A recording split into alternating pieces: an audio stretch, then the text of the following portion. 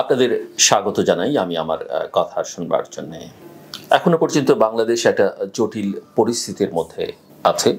একটা বড় বিজয়, ঐতিহাসিক বিজয় অর্জিত হয়েছে, জনগণের বিজয়। বাংলাদেশের তরুণদের উদ্যোগে, তরুণদের নেতৃত্বে, যারা রাজনীতির সঙ্গে যুক্ত নয়, কোনো রাজনৈতিক দলের সঙ্গে সেই অর্থে যুক্ত নয়, নিঃসন্দেহে রাজনৈতিক দলের বা তাদের সমর্থক ছাত্র সংগঠনের নেতাকর্মীরা এই আন্দোলনে ছিল। কিন্তু মূল যে স্রোত, যারা ত্যাগ স্বীকার করেছে, যারা উদ্যোগ নিয়েছে, যারা মাঠে ছিল এবং যারা সাধারণ মানুষকে, বিভিন্ন শ্রেণী পেশার মানুষকে এই আন্দোলনে সম্পৃক্ত করতে পেরেছে ৩৬ দিনের এই আন্দোলনে, ১৫ বছরে যা হয়নি ৩৬ দিনে সব পাল্টে গেছে। এটা মূলত তাদের আন্দোলন, এটা মূলত তাদের বিজয়, বাংলাদেশের তরুণ সমাজের ছাত্রদের বিজয়। এবং এখানে কোনো রাজনৈতিক দলগুলোর ভূমিকা নেই ১৫ বছরে সেটা বলা যাবে না, তারাও অনেক নিপীড়ন নির্যাতন সহ্য করেছেন। কিন্তু এই আন্দোলনটা একেবারেই এক্সক্লুসিভলি ছাত্রদের, তরুণদের, এবং এর সম্পূর্ণ কৃতিত্ব তাদেরকেই দিতে হবে, এই সাফল্যের কৃতিত্ব দিতে হবে। কিন্তু অন্যরা অনেক কাজ করেছেন, অন্যরা হয়তো পরিবেশ তৈরিতে ভূমিকা রেখেছেন, অন্যরা সাফার করেছেন, এগুলো অবশ্যই গুরুত্বপূর্ণ। কিন্তু যদি মোটা দাগে বলা যায় যে এই স্বৈরাচারের বিদায়, এই একনায়কের বিদায়, এই কর্তৃত্ববাদী সরকারের বিদায়, সেটাই তরুণদের জন্য সম্ভব হয়েছে। এবং যেটা বলছিলাম যে তারা কোনো রাজনৈতিক দলের সঙ্গে সম্পর্কিত নয় এবং এদেরকে আমরা অ্যাপলিটিক্যাল ভাবতাম। বাংলাদেশে একটা বিরাজনীতিকরণ হয়েছে, কিন্তু এই তরুণরা প্রমাণ করে দিয়েছে যে তারা অনেক অনেক অনেক বেশি রাজনীতি সচেতন, এমনকি অনেক রাজনৈতিক দলের নেতাদের চাইতেও বেশি রাজনীতি সচেতন।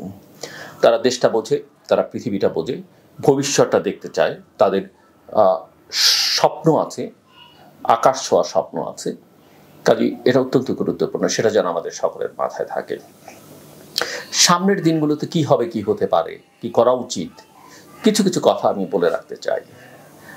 এটা কিছুটা সতর্ক বার্তা। এটা যেহেতু এই প্রক্রিয়ার মধ্যে আমি দীর্ঘদিন যাবত আছি, আমার অভিজ্ঞতা এবং আমার ভাবনা, কেউ সেটা গ্রহণ করতে পারেন, নাও করতে পারেন, আমি আমার মতামতটা রাখতে চাই। আজকেই বাংলাদেশ জাতীয়তাবাদী দল বিএনপি একটা বড় সমাবেশ করেছেন। আমি মনে করি ইটস এ গুড মুভ। তারা ৩ মাসের মধ্যে নির্বাচন চেয়েছে এর আগে, সেটাও একটা গুড মুভ আমি মনে করি। তার মানে ৩ মাসই নির্বাচন হতে হবে আমি সেটা বলছি না, আমি বলছি বিএনপির দিক থেকে। এই জনসভায় বিএনপি চেয়ারপারসন বেগম খালেদা জিয়া অসুস্থ অবস্থায় বক্তৃতা করেছেন। আমি মনে করি এটাও একটা বিএনপির দিক থেকে গুড মুভ, যদিও তাদের অ্যাক্টিং চেয়ারম্যান তারেক রহমানও বক্তব্য রেখেছেন। বিশেষ তারেক রহমান এবং বেগম জিয়া, তাদের দুজনের বক্তৃতায়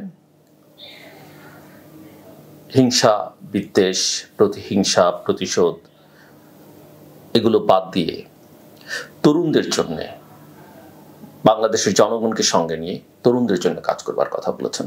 এটাও আমি মনে করি একটা অত্যন্ত অত্যন্ত ভালো সিদ্ধান্ত, অন্তত পাবলিকলি তারা বলেছেন। সংস্কারের কথা বলেছেন, রাষ্ট্র কাঠামোর সংস্কারের কথা বলেছেন, কিছু কিছু নীতিগত সিদ্ধান্তের কথা যেগুলো তারা অতীতে বলেছেন। অনেক সময় আমাদের অনেক সময় মনে হয়েছে যে তারা হয়তো কথা দেবেন, কথা রাখবেন না, বাট এটা ভালো যে এখন পর্যন্ত তারা এটা বলছেন। নতুন সরকারের যিনি প্রধান হতে যাচ্ছেন প্রফেসর মোহাম্মদ ইউনূস, তিনি একটি গুরুত্বপূর্ণ কথা বলেছেন জাতির উদ্দেশ্যে। ইউনূস সেন্টার থেকে বিবৃতির মাধ্যমে সেটা বলা হয়েছে। তিনি, আমরা আশা করছি যে কালকে দুপুরের মধ্যে বাংলাদেশে এসে পৌঁছবেন ফ্রান্স থেকে। একটা বড় সতর্কবার্তা, এই বিজয়ের যেন হাতছাড়া না হয়ে যায়, অত্যন্ত গুরুত্বপূর্ণ কথা। এবং প্রফেসর ইউনূসও এ কথা বলেছেন যে সবাই যেন শান্ত থাকে এবং অন্যদেরকে শান্ত রাখেন। কেউ এটাকে বিপ্লব বলছেন, কেউ একটা অভ্যুত্থান বলছেন, কিন্তু সবচেয়ে বড় কথা হচ্ছে স্বৈরাচারের বিদায় হচ্ছে। স্বৈরাচার পালিয়ে গেছে। একদিন আগেও যিনি বলেছেন শেখ মুজিবের মেয়ে দেশ ছেড়ে পালায় না, তিনি পালিয়ে গেছেন। আমরা আরেক স্বৈরাচারকে দেখেছিলাম, হুসেন মোহাম্মদ এরশাদ, যিনি অবশ্য পরে বলেছেন আমি যদি স্বৈরাচার হই তাহলে এরা কি। তিনি কিন্তু পালিয়ে যাননি, জেলে গিয়েছিলেন।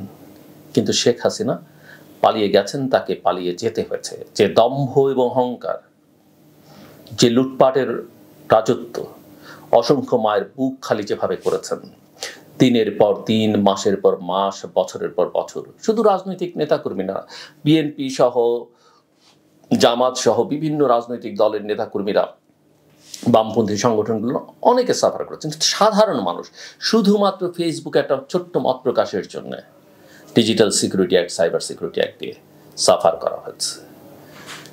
এখানে আয়নাঘর তৈরি হয়েছে, এখানে বিচার বহির্ভূত হত্যাকাণ্ড হয়েছে, এখানে গুম করা হয়েছে মানুষকে। একজন গেছেন, তিনি বেঁচে আছেন না মারা গেছেন তার সন্তানরা, পরিবার জানে না, কোনোদিন জানতে পারবে না। মানুষকে অসম্মান করেছে গত 15 বছরে। অধিকার তো কেড়ে নিয়েছিল এই সরকার, ভোটের অধিকার, মানবিক অধিকার, শ্রম অধিকার, কোনো অধিকার মানুষের ছিল না। অর্থনৈতিক অধিকার, দেশটা তারা তাদের বানিয়ে ফেলেছিল। প্রধানমন্ত্রী মনে করতেন, বিগত দিনের মানে সাবেক প্রধানমন্ত্রী, যে উনি state, she is the state. পুলিশকে তিনি অসম্ভব ক্ষমতা দিয়েছেন। একটা রাষ্ট্রের জন্য পুলিশ অত্যন্ত গুরুত্বপূর্ণ একটা প্রতিষ্ঠান। আজকে সেই পুলিশ মাথা তুলে দাঁড়াতে পারে না, তার কোনো নৈতিক ভিত্তি নেই, সে ভয় পায় মানুষকে। অথচ একজন পুলিশ কর্মকর্তা কয়েকদিন আগে বলছিলেন যে আমাদের 2 লক্ষ পুলিশ আছে, আমরা সব দেখে নিব। 18 কোটি মানুষের বিরুদ্ধে 2 লক্ষ পুলিশ দিয়ে সব ঠিক করে ফেলবার পরিকল্পনা করেছিলেন।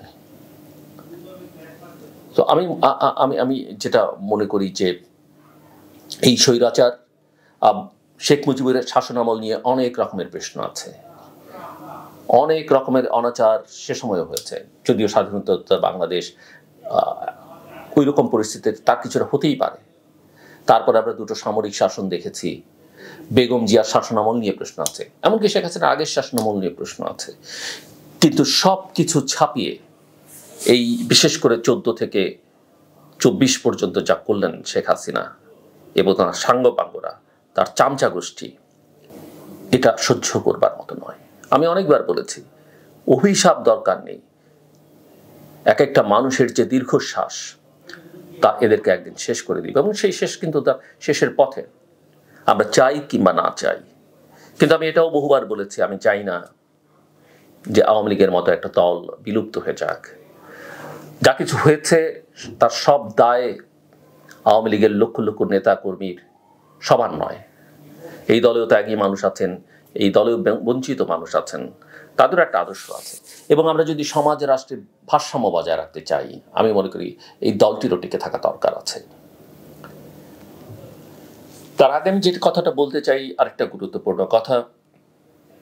আমরা বলছি যে এটা আমাদের দ্বিতীয় বিজয়, আমরা স্বাধীন হয়েছি।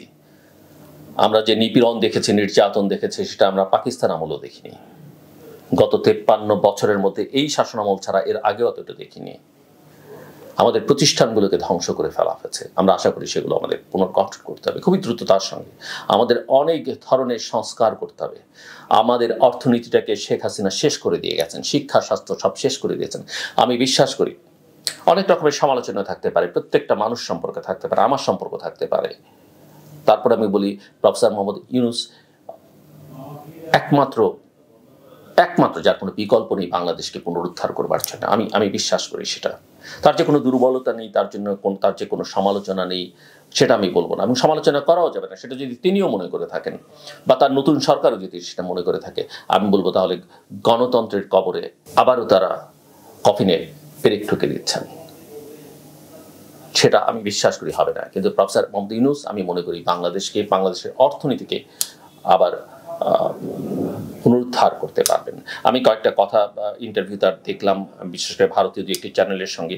অত্যন্ত গুরুত্বপূর্ণ কতগুলো কথা তিনি বলেছেন। যেমন তিনি বলেছেন যে এই যে শেখ মুজিবুর রহমানের যে মুরালগুলো ভাঙা হচ্ছে, এটা যারা ভাঙছে তিনি বলছেন যে এটা তাদের দায় না, এর দায় হচ্ছে শেখ হাসিনার এবং তার চামচ গোষ্ঠী, চামচাদের। যেসব সংবাদ মাধ্যম, রাজনৈতিক নেতারা, ব্যবসায়ীরা, ছোট ছোট সুবিধাভোগী রাজনৈতিক দল এবং কোনো কোনো বৈদেশিক শক্তি যারা তাকে তৈরি করেছে, এই দায় আসলে তাদের, এবং শেষ পর্যন্ত এই দায় শেখ হাসিনার। তাকে প্রশ্ন করা হচ্ছিল যে বাংলাদেশে তো ইসলামিস্টরা এটাকে দখল করে নিচ্ছে। প্রফেসর ইউনূস বলেছেন এই ধরনের এলিমেন্ট পৃথিবীর সব জায়গায় আছে। একটা দেশে ধর্মভিত্তিক রাজনৈতিক দল, যে ভারত থেকে প্রশ্ন করা হচ্ছে, সেই ভারত তো গত কয়েক বছর ধরে কেবল হিন্দুত্ববাদের প্রচার করেছে। ভারতে কয়েক কোটি মুসলমান আছে, অন্য সকল ধর্মের মানুষ আছে।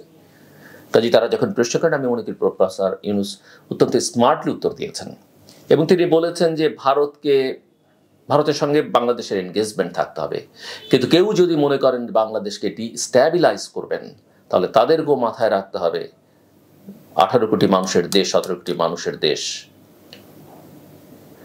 তারাও স্টেবল থাকবেন না। ইন্ডিয়া, তার 7 সিস্টার্স, মিয়ানমার, এগুলো স্টেবল থাকবে না। আমি মনে করি প্রফেসর মোহাম্মদ ইউনূস অত্যন্ত শক্ত ভাষায় এই বার্তাটা সবার জন্য দিয়ে দিয়েছেন এবং এটা অত্যন্ত ভালো দিক। কিন্তু আমি আশা করব 2007-8 কিংবা তার আগে পরে বাংলাদেশে যেভাবে গোয়েন্দা সংস্থাগুলো, বিএনপি ব্যবহার করেছে, আওয়ামী লীগ ব্যবহার করেছে, তো বেশিভাবে ব্যবহার করেছে, গোয়েন্দা সংস্থাগুলো বাংলাদেশের মানুষের অধিকার নিয়ে কোনো কাজ যেন তারা না কাজ করে, অধিকার হরণ হয় এমন কোনো কাজ না করেন, ডোমেস্টিক পলিটিক্স তারা যেন মাথা না ঘামান, এটা রাজনীতিবিদদের করতে দেন। এই কাজ ওয়াচডগ হিসেবে সংবাদ মাধ্যম করুক, তারা যেন এটা না করেন। তারা রাষ্ট্রের জন্য কাজ করবেন, তারা যেন কোনো দলীয় সরকারের জন্য কাজ না করেন, কোনো আয়নাঘর তৈরি না করেন, তারা যেন ব্যক্তি স্বাধীনতা হরণ করবার জন্য কারো টেলিফোন কল টেপ না করেন। যা করবেন তারা রাষ্ট্রীয় নিরাপত্তার জন্য, যা করবেন তারা আমাদের বৈদেশিক সম্পর্ক উন্নয়নের করবার জন্য, বাংলাদেশের স্বাধীনতা সার্বভৌমত্ব রক্ষা করবার জন্য। আমি মনে করি সরকারের সেটা দায়িত্ব এবং সশস্ত্র বাহিনীর, বিশেষ করে সামরিক বাহিনীর যিনি প্রধান আছেন, এটা তার অত্যন্ত গুরুত্বপূর্ণ দায়িত্ব। ইতিমধ্যেই অনেক গুরুত্বপূর্ণ দায়িত্ব, ঐতিহাসিক দায়িত্ব নিয়েছেন, পালন করছেন। আমি মনে করি সেটা তাদের প্রধান কাজ হবে। এই প্রতিষ্ঠানগুলো রাষ্ট্রের জন্য দরকার। আমরা এমন একটা জিওপলিটিক্যাল, জিওস্ট্র্যাটেজিক লোকেশনের মধ্যে আছি, আমি অনেকদিন ধরে বলছি, বাংলাদেশ আর দর্শক থাকবে না, বাংলাদেশকে খেলোয়াড় হতে হবে, ছোট খেলোয়াড়। ভারত কি বলবে না বলবে, পাকিস্তান কি করবে না করবে, সেটা বুঝে আমার নীতি ঠিক করতে হবে না। আমরা সক্ষম, আমরা আমাদেরটা করব। এবং আমি বিশ্বাস করি, এর জন্য আমাকে অনেকে ক্রিটিসাইজও করে, আমি মনে করি আমাদের এই ডেটারেন্স তৈরি করতে হবে এবং তার জন্য আমাদের পশ্চিমের সঙ্গে অনেক নিবিড় সম্পর্ক তৈরি করতে হবে, মার্কিন যুক্তরাষ্ট্র সহ, ইউরোপিয়ান ইউনিয়ন সহ, যুক্তরাজ্য, কানাডা, অস্ট্রেলিয়ার সঙ্গে। এবং আমি মনে করি প্রফেসর ইউনূস সেটা করতে পারবেন। অবশ্যই ভারতের সঙ্গে আমাদের এনগেজমেন্ট বাড়াতে হবে, অবশ্যই, কিন্তু ভারতকে বুঝতে হবে যে তারা একদিন যা করেছে সেটা ভুল করেছে। তাদের ইতিমধ্যেই দরজা ওপেন করা দরকার। এখানে বাংলাদেশে যারা স্টেক হোল্ডার আছে, রাজনৈতিক এবং অন্যান্য ক্ষেত্রে, তাদের সঙ্গে তাদের এনগেজমেন্ট বাড়ানো দরকার। আমাদের একটা উইন উইন সিচুয়েশন তৈরি করা দরকার, সমমর্যাদার সম্পর্ক তৈরি করা দরকার।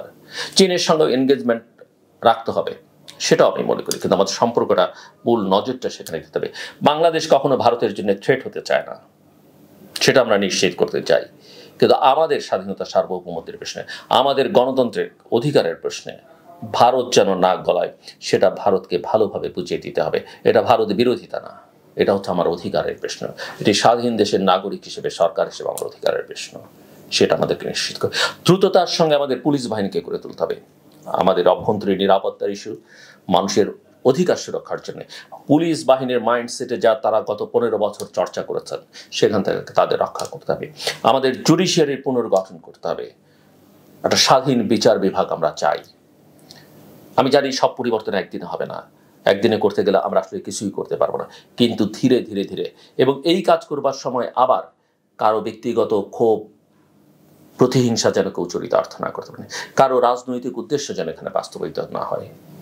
আমাদের প্রশাসন পুনর্গঠন করতে হবে, সাংবিধানিক প্রতিষ্ঠানগুলোকে সুরক্ষা করতে হবে, অনেক কাজ বাকি সামনে। এখানে আরও কয়েকটা কথা বলে রাখা দরকার আমি মনে করি, সেটা হচ্ছে যে আমাদের প্রধান রাজনৈতিক দলগুলোর উদ্দেশ্যে আমার ভালো।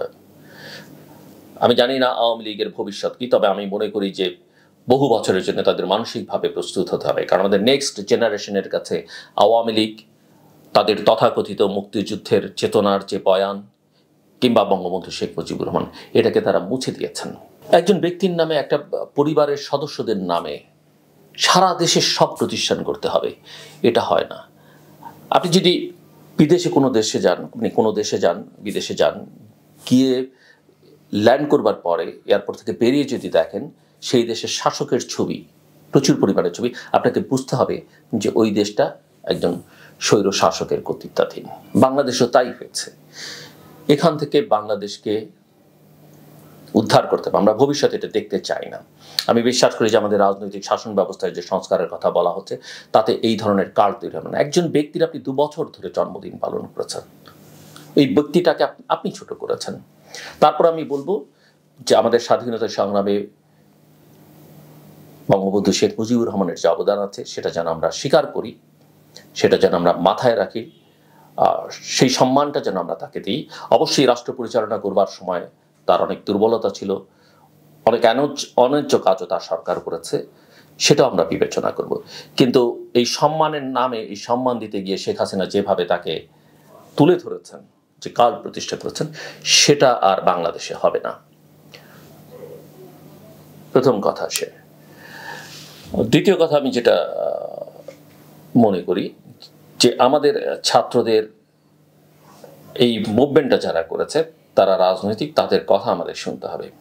এমন কিছু সরকার হবে সেখানেও তাদের এক ধরনের প্রতিনিধিত্ব থাকতে হবে, কিন্তু এটা যেন না হয় যে তারাই সব করবেন। এটা করতে দেয়া ঠিক হবে না আমি মনে করি। আমি তাদের প্রতি শ্রদ্ধা রেখে বলছি, সব কিছুর সময় আছে। এই ছাত্ররা আমাদের দিয়েছে, আমরা তাদের বীর, তারা আমাদের বীর, তারা আমাদের ভবিষ্যৎ। আমরা তাদেরকে সম্মান করতে চাই, স্মরণ রাখতে চাই। যারা ত্যাগ স্বীকার করেছেন, জীবন দিয়েছেন, তাদের প্রত্যেকের পাশে বাংলাদেশ রাষ্ট্রকে দাঁড়াতে হবে, সরকারকে দাঁড়াতে হবে। যারা আহত হয়েছেন তাদের জন্য যা যা করণীয় আমাদের করতে হবে। যেভাবে ত্যাগ স্বীকার করেছেন, জেলে গেছেন, তাদের যে কোনো ধরনের সহযোগিতার প্রয়োজন সেটা করতে হবে। এবং এরা আমাদের জাতীয় বীর। কিন্তু রাষ্ট্র পরিচালনা অনেক কঠিন জিনিস, অনেক বড় ব্যাপার, অনেক জটিল ব্যাপার। আমি মনে করি তাদের প্রতিনিধিত্ব একজন থাকলে এনাফ। আমি শুনেছি, জানি না, তারা একটা পার্সেন্টেজ চেয়েছেন, এটা ঠিক নয়, এটা করা ঠিক হবে না। বরং তারা যেটা করতে পারে, তারা একটা কমিটি করতে পারে, একটা বডি করতে পারে, যেটা তাদের বৈষম্য বিরোধী ছাত্র আন্দোলনের 158 জন 59 জন সমন্বয়ক আছে, সেখানে মেয়েদের প্রতিনিধিত্ব থাকতে হবে। কিন্তু 158 জনের সঙ্গে তো সম্ভব হবে না। 7-8-10 জনের একটা বডি করতে পারে, যাদের সঙ্গে তারা তাদের ফোরামগুলোতে আলোচনা করবে এবং তাদের আকাঙ্ক্ষা, তাদের চাওয়াগুলো তারা নতুন যে সরকার হবে তাদের সঙ্গে শেয়ার করবে। সরকার তাদেরকে সময় দিক, আমি চাই, পারলে সপ্তাহে একদিন, না হয় 15 দিনে একদিন, তাদের চাওয়া পাওয়া, তারা কোথায় ত্রুটি বিচ্যুতি দেখছে, কোথায় তাদের স্বপ্ন ধ্বংস হয়ে যাচ্ছে, সেগুলো তারা শেয়ার করবে এবং সরকার সেগুলোকে অ্যাকোমোডেট করবার চেষ্টা করবে। আমি মনে করি সেটা হবে উত্তম। দ্বিতীয় কথা, আমি রাস্তায় যেহেতু পুলিশ নেই, ট্রাফিক নেই, তার আমি দেখছি যে রোদ্রের মধ্যে দাঁড়িয়ে, বৃষ্টির মধ্যে দাঁড়িয়ে এই বাচ্চা ছেলেরা, যেটা নিরাপদ সড়ক চাই আন্দোলনের সময় তারা করেছে, ট্রাফিকিং করছে তারা। এটা তাদের কাজ নয়, তারা হেল্প করছে। কিন্তু এই বাচ্চা ছেলেমেয়েরা গত 1 মাসেরও বেশি সময় ধরে অনেক কষ্ট করেছে। এদেরকে আসলে আমাদের ঘরে ফিরিয়ে নেওয়া দরকার। অবশ্যই তারা পাহারা দিবে, যেটা আমি একজন সমন্বয়ক বলছিলেন যে যতক্ষণ না জনগণের নির্বাচিত প্রতিনিধিরা রাষ্ট্র ক্ষমতা চাচ্ছেন ততক্ষণ পর্যন্ত আমরা সবকিছু পাহারা দিব। আমি মনে করি এদের সেখানেই দায়িত্ব শেষ নয়, তারপরেও তারা পাহারা দিবে, তারপরেও তারা কথা বলবে, তারপরেও হয়তো নাহিদ থাকবে না, সার্জিস থাকবে না, আসিফ থাকবে না, বাকির থাকবে না, আরও যারা আছে, আমি সবার নাম নিতে পারছি না সময়ের কারণে, তারা হয়তো থাকবেন, কিন্তু তাদের উত্তরসূরিরাও থাকবে। এই পাহারাদারের কাজটা তারা করুক, আমি চাই। কিন্তু যেটা আমি বলছিলাম যে তাদেরকে আমাদের দ্রুত শিক্ষাঙ্গনে ফিরিয়ে নেওয়া উচিত, শিক্ষাঙ্গনের পরিবেশ ফিরিয়ে আনা উচিত। এবং আমাদের শিক্ষকদের মধ্যে যে রাজনীতির চর্চা আছে, বিশ্ববিদ্যালয়গুলোতে 73 অধ্যাদেশের ব্যবহার করে, বিশ্ববিদ্যালয় অধ্যাদেশ 73 ব্যবহার করে যে রাজনীতির চর্চা, এই দলীয় রাজনীতির চর্চা থেকে তারা, শিক্ষকরা রাজনৈতিক দল করতে পারবেন না সেটা আমি বলছি না, কিন্তু ওই যে তাদের ভোট ব্যাংক করবার যে প্রচেষ্টা এবং সব কিছুতে অন্ধভাবে, এটা অতীতে কখনো ছিল না, এই দলীয় রাজনীতি করবার প্রবণতা, সেটা ঠিক করতে হবে। এবং বিশ্ববিদ্যালয় করে নতুন করে এবং সকল শিক্ষা প্রতিষ্ঠানকে নতুন করে সাজাতে হবে। নতুন সরকারকে, প্রফেসর ইউনূসের নেতৃত্বাধীন সরকারকে অবশ্যই শিক্ষা এবং স্বাস্থ্যে অনেক বেশি মনোযোগ দিতে হবে। সামরিক বাহিনীর প্রতি আমার অনুরোধ থাকবে যে তারা দেশের ল অ্যান্ড অর্ডার সিচুয়েশন ফিরিয়ে আনবার জন্য মূল ভূমিকা পালন করবেন। রাজনৈতিক পার্টটা নতুন সরকার দেখুক। তারা, আমি মনে করি 6 থেকে 1 বছর এই সময়ের মধ্যে দেশটাকে মোটামুটি ঠিকঠাক করে একটা নির্বাচন দেবেন। তার আগে আমার কতগুলো চাওয়া আছে, যে আওয়ামী লীগ, আমি চাই যে এই দলটিও রাজনীতি করুক, আমরা ডেমোক্রেসির কথা বলি, যদি কেউ করতে চান সেটা আমি তো বললে হবে না, আওয়ামী লীগের ভেতর থেকে যদি বেরিয়ে কেউ সাহস করে করতে চান করবেন, তাদেরকে স্পেস দিতে হবে। এবং অবশ্যই আওয়ামী লীগ যা করেছে শেখ হাসিনার সরকার তার দায় স্বীকার করে নিয়ে ব্যক্তিগতভাবে না দলীয়ভাবে তারা ক্ষমা চাইবেন, যেটা আসলে শেখ হাসিনার চাওয়া উচিত ছিল বাংলাদেশের জনগণের কাছে। আমি মনে করি বাংলাদেশ জাতীয়তাবাদী দল ক্ষমতায় থেকে অনেক ভুল করেছে, অনেক অন্যায় করেছে, শেখ হাসিনা সরকারের সঙ্গে আমি তুলনা করছি না, কিন্তু তাদেরও ভুল ত্রুটি আছে এবং তার কারণে দেশের ক্ষতি হয়েছে, রাজনীতির ক্ষতি হয়েছে, অনেক মানুষের ক্ষতি হয়েছে। সেটাও যদি তারা স্বীকার করেন যে আমরা, এটা বেগম জিয়া অনেক আগে একবার বলেছিলেন, এক দুইবার হয়তো বলেছেন বিভিন্ন সম্পর্কে, আমাদেরও ভুল ত্রুটি হয়েছে, আমরাও কিছু অন্যায় করেছি, আমরা তার জন্য দুঃখ প্রকাশ করি।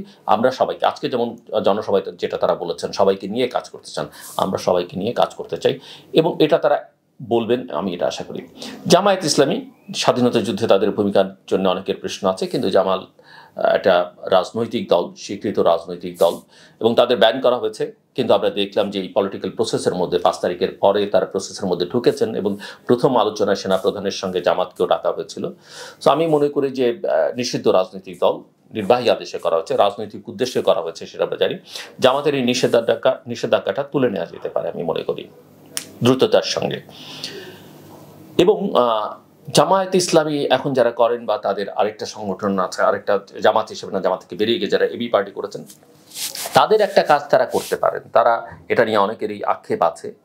আমি জানি যে এখন যারা জামাত শিবির করেন 71 তাদের অনেকেই দেখেননি, 71-এর দায় তাদের নয়। যুদ্ধাপরাধী হিসেবে যারা চিহ্নিত হয়েছেন, ন্যায্যভাবে হোক অন্যায্যভাবে হোক, তাদের কারো কারো বিচার হয়েছে, সেই বিচারিক প্রক্রিয়ার মধ্যে কি সমস্যা ছিল সেটা হয়তো আলোচনার দাবি রাখে, কিন্তু শেখ হাসিনা সরকার সেটা শেষ করে দিয়ে আছে। কাজে ওই চ্যাপ্টারটাকে ক্লোজ করবার জন্য আমি মনে করি জামাত অফিসিয়ালি বলতে পারে যে 71-এ আমরা যেটা করেছি সেটা দল হিসেবে বা আমাদের পূর্বসূরীরা যেটা করেছিলেন সেটা একটা রাজনৈতিক সিদ্ধান্ত। রাজনৈতিক সিদ্ধান্ত ভুলই হতে পারে, কিন্তু সেই রাজনৈতিক সিদ্ধান্তের সঙ্গেও ওই যে কোলাবরেটর, শেখ হাসিনার কোলাবরেটরদের কথা যেমন বলি, পাকিস্তানিদের যারা কোলাবরেটর হিসেবে ছিলেন, রাজাকার আল বদর আল শামস, তাদেরকে শাস্তির কথা আমি বলছি না, আমি যেটা বলতে চাই যে জামাত যেন বলে যে সেই ভুল সিদ্ধান্তটার জন্য বাংলাদেশের স্বাধীনতা সংগ্রাম কিংবা মুক্তিযুদ্ধ ক্ষতিগ্রস্ত হয়েছে, অনেক মানুষ হয়তো সাফার করেছেন, ত্যাগ স্বীকার করেছেন, জীবন দিয়েছেন, আমাদের পূর্বসূরীদের সেই ভুলের জন্য আমরা দুঃখ প্রকাশ করছি এবং ক্ষমা চাই। এটা যদি তারা বলতে পারেন, ভবিষ্যতে এটা নিয়ে আর প্রশ্ন তুলবার সুযোগ নেই। একদিকে যুদ্ধাপরাধীদের বিচারের মধ্য দিয়ে একটা চ্যাপ্টার ক্লোজ হচ্ছে, ক্ষমার পাঠটা যদি তারা শেষ করতে পারেন এবং ক্ষমা চাইবার মধ্যে ভুল ত্রুটির জন্য আমি মনে করি খারাপ কিছু নেই, অসম্মানের কিছু নেই। শেখ হাসিনা প্রচুর মানুষকে অসম্মান করেছেন, তার সরকার করেছে, তার সতীর্থরা করেছে, ঘৃণা ছড়িয়েছেন এবং সেই ঘৃণার ফলাফল তিনি পেয়েছেন। যে অসম্মান তিনি গোটা জাতিকে করেছেন তার চেয়ে বেশি অসম্মানে তাকে বিদায় নিতে হয়েছে। যে বিভাজন তিনি করেছেন সেই বিভাজন নিয়ে একটা দেশ চলতে পারে না। এবং আমি প্রফেসর ইউনূস, বেগম খালেদা জিয়া, এমনকি তারেক রহমানের কথার মধ্য দিয়েও ঐক্যবদ্ধ জাতি করবার একটা প্রয়াস দেখতে পাই। আমি মনে করি যে প্রফেসর ইউনূসের সরকারের উচিত হবে দ্রুত একটা নির্বাচন করা, সংস্কারের যে পুনর্গঠন রাজনৈতিক দরকার বাংলাদেশের জন্য শাসন ব্যবস্থায়, তার জন্য পলিটিক্যাল পার্টিগুলোর মধ্যে ডায়ালগ করা দরকার, কন্টিনিউয়াসলি স্টুডেন্টদেরও সেখানে রাখা যেতে পারে। আমি মনে করি যে সেখানে ফ্যাসিলিটেটর হিসেবে কাউকে রেখে জাতীয় ঐকমত্য প্রতিষ্ঠার একটা জায়গায় নিয়ে এসে সবাই মিলে একটা অঙ্গীকার করে যে নতুন সরকার আসলে এই কাজগুলো করব, এবং যদি না করেন তখন আবার তাদের বিরুদ্ধে সংগ্রাম করবার সুযোগ থাকবে, তাদেরকেও দায়বদ্ধতা, এবং তার নির্বাচনের আগেই সেরকম একটা পাবলিক কমিটমেন্ট আদায় করবার চেষ্টা করা দরকার। অনেক কথা আমি বলে ফেলেছি, আরও অনেক কথা বলবার আছে, কিন্তু যেটা শেষে বলতে চাই যে আমি মনে করি প্রফেসর মোহাম্মদ ইউনূসকে অনেক অসম্মান করেছে, যাকে গোটা পৃথিবী সম্মান দিয়েছে, আমরা তাকে সেই সম্মানটা দিতে পারিনি, মূলত শেখ হাসিনা সরকারের কারণেই। এমনকি শেখ হাসিনাকেও প্রথম একবার প্রফেসর ইউনূস যুক্তরাষ্ট্রে নিয়ে গিয়েছিলেন, তিনিও সম্মান দেওয়ার চেষ্টা করেছেন, কিন্তু বিনিময়ে তিনি অসম্মানই পেয়েছেন। কিন্তু প্রফেসর ইউনূস অনেক বড় মাপের একজন মানুষ, আমরা হয়তো সেটা বুঝিনি। তারও দুর্বলতা থাকতে পারে কোনো ক্ষেত্রে, প্রত্যেকটা ব্যক্তির দুর্বলতা থাকে, কিন্তু আমরা যেন তিনি যতদিন বেঁচে থাকেন আমরা তাকে গুরুত্ব না দিলে তিনি কিন্তু পৃথিবীর কোথাও তার থাকার, কোথাও তার সম্মানের অভাব নাই। কিন্তু বাংলাদেশের জন্য, বাংলাদেশ থেকে তাকে কিছু পেতে হবে না, কিন্তু তিনি বাংলাদেশে ছিলেন, আছেন এবং থাকবেন আমি বিশ্বাস করি। আমাদের এই নির্বাচনী প্রক্রিয়া, গণতান্ত্রিক প্রক্রিয়াকে শক্তিশালী করবার মধ্য দিয়ে তিনি একটা নতুন সরকার প্রতিষ্ঠায় করতে নিরপেক্ষভাবে ভূমিকা পালন করবেন তার সরকার। এবং আমি চাইব নতুন সরকারে যারা আসবেন, প্রফেসর ইউনূস যতদিন অ্যাক্টিভ থাকবেন, বেঁচে থাকবেন, তাকে যেন আমরা ব্যবহার করি আমাদের স্বার্থে, বাংলাদেশের স্বার্থে, তরুণদের স্বার্থে, ভবিষ্যতের স্বার্থে। সেটা কিভাবে হতে পারে? আমি মনে করি তার নেতৃত্বে একটা কনসালটেশন বডি করা যেতে পারে, একটা উপদেষ্টা মণ্ডলী নতুন সরকারের জন্য। যারা রাজনীতিবিদ নন তারা হয়তো নতুন সরকারের যে রাজনীতি তার সঙ্গে থাকবেন না, একমত না, ওই দলের সঙ্গে সম্পর্ক নেই, কিন্তু ওই বডিটার সঙ্গে নতুন সরকার বিভিন্ন বিষয় নিয়ে যেন কনসাল্ট করে একটা উপদেষ্টা পরিষদ থাকতে পারে। তাদের কোনো প্রাতিষ্ঠানিক এবং তাদের বেতন ভাতাও দরকার হবে আমি বিশ্বাস করি। এবং ইন্ডিভিজুয়ালি পার্সোনালি প্রফেসর ইউনূসকে আমি মনে করি বাংলাদেশের রোমিং অ্যাম্বাসাডার করা উচিত। তিনি সারা পৃথিবীতে ঘুরে বেড়ান, তিনি যেখানেই যাবেন তিনি অবশ্যই বাংলাদেশের স্বার্থ দেখবেন আমি বিশ্বাস করি। কিন্তু সরকারও তার থেকে সর্বোচ্চ যতটা আদায় করে দিতে পারে আমি মনে করি সেটা করা উচিত এবং সেই লক্ষ্যে কাজ করা উচিত। এবং সব কথা শেষ কথা যেটা দিয়ে আমি আজকের এই আলোচনা শেষ করতে চাই, নতুন সরকার গঠিত হবে। আমি যেটা বুঝি সেখানে এই তরুণদের পরামর্শ থাকবে, এই আন্দোলনে যারা নেতৃত্ব দিয়েছে বৈষম্য বিরোধী ছাত্র আন্দোলনের, সেখানে তাদের সঙ্গে যারা মাঠে যারা দৃশ্যমান ছিলেন, যুক্ত হয়েছিলেন, তারাও হয়তো তাদেরও একটা ইনফ্লুয়েন্স থাকবে। আমি বিশ্বাস করি যে সশস্ত্র বাহিনীর একটা ভূমিকা থাকবে, তাদেরও হয়তো কিছুটা মতামত হবে। সবচেয়ে বেশি মতামত থাকবে যিনি সরকারের নেতৃত্ব দেখবেন প্রফেসর মোহাম্মদ ইউনূস, এবং অন্যান্য রাজনৈতিক দলগুলোর কাছে একটা গ্রহণযোগ্যতার ব্যাপার থাকবে যারা থাকবেন। কিন্তু মূল কথা, যারা থাকবেন শুধুমাত্র বিশেষ কোনো কারণে, কোথাও তার চেহারা দেখা গেছে, কোথাও বিশেষ তার ভূমিকা দেখা গেছে, সেই কারণ নয়। এই সংকটকালে রাষ্ট্র পরিচালনায় সবচেয়ে দক্ষতার পরিচয় যারা দিতে পারবেন, কেউ হয়তো পররাষ্ট্রনীতির ক্ষেত্রে, কেউ হয়তো অর্থনীতির ক্ষেত্রে, কেউ হয়তো যুব সমাজ বা আমাদের খেলাধুলার ক্ষেত্রে, কেউ হয়তো ব্যবসা বাণিজ্যটাকে, ইকোনমিটাকে ঠিক করবার ক্ষেত্রে, ব্যবসা মানে এইসব নানান জায়গা আছে। সেই সব জায়গার কথা বিবেচনা করে একটা শক্তিশালী সরকার যেন গঠিত হয়। প্রতিটা মানুষ যেন দক্ষ হয়, প্রতিটা মানুষ যেন সৎ এবং নিষ্ঠাবান হয়, যাদের নিয়ে আমাদের সমাজে কোনো রকমের প্রশ্ন নেই, এমন মানুষ হয় সবার কাছে। আমি বিশ্বাস করি 10, 11, 15 জন মানুষ খুঁজে পাওয়া খুব কঠিন নয়। এটা একটা কথা। আরেকটা কথা আমি বলি, সেটা আমি বলতে চাই যে গত 15 বছরে শেখ হাসিনা স্বৈরতন্ত্রের বিরুদ্ধে অনেক মানুষ লড়াই করেছেন, কনসিস্টেন্টলি লড়াই করেছেন, দেশের ভেতরে থেকে বাইরে থেকে, চটুল কথাবার্তা বলে নয়, সারা পৃথিবীকে এনগেজ করেছেন অনেক মানুষ। এবং যারা কোনো রাজনৈতিক দলের সঙ্গে সম্পর্কিত না, যারা কোনো রাজনীতি করবেন না, যারা কোনো, আপনি তাদেরকে ক্রেন ধরে টেনেও, মানে ক্রেন দিয়ে টেনেও আপনি এই উপদেষ্টা পরিষদে ঢোকাতে পারবেন না, তাদের কথা যেন আমরা ভুলে না যাই। এবং তারা প্রত্যেকেই, এদের অনেকেই নানাভাবে নিগৃহীত হয়েছেন, দেশের ভেতরে দেশের বাইরে নানাভাবে অসম্মানিত করা হয়েছে তাদেরকে। তাদের কথা যেন আমরা ভুলে না যাই এবং ওই রেসপেক্টের জায়গাটাতে যেন তাদের রাখি। এবং ভবিষ্যতে প্রফেসর মোহাম্মদ ইউনূসের সরকার, সেই সরকারের ভুল ত্রুটি নিয়ে তারা যখন সমালোচনা করবেন, সেটা যেন সাদরে তিনি গ্রহণ করেন, তার সরকার গ্রহণ করে, এবং তারপরে যারা নির্বাচিত সরকার হবেন তারাও যেন গ্রহণ করেন। কারণ এই ভয়েসগুলো বাংলাদেশের জন্য অনেক বেশি জরুরি, বাংলাদেশের জন্য অনেক বেশি প্রয়োজনীয়। এবং এই ধারাটা যদি তারা অব্যাহত রাখেন, তাদের পরবর্তী প্রজন্মেরও অনেকে এই ধারায় যুক্ত হবেন, যেটা একটা শক্তিশালী, অর্থনৈতিকভাবে এবং গণতান্ত্রিকভাবে একটি শক্তিশালী দেশের জন্য অপরিহার্য।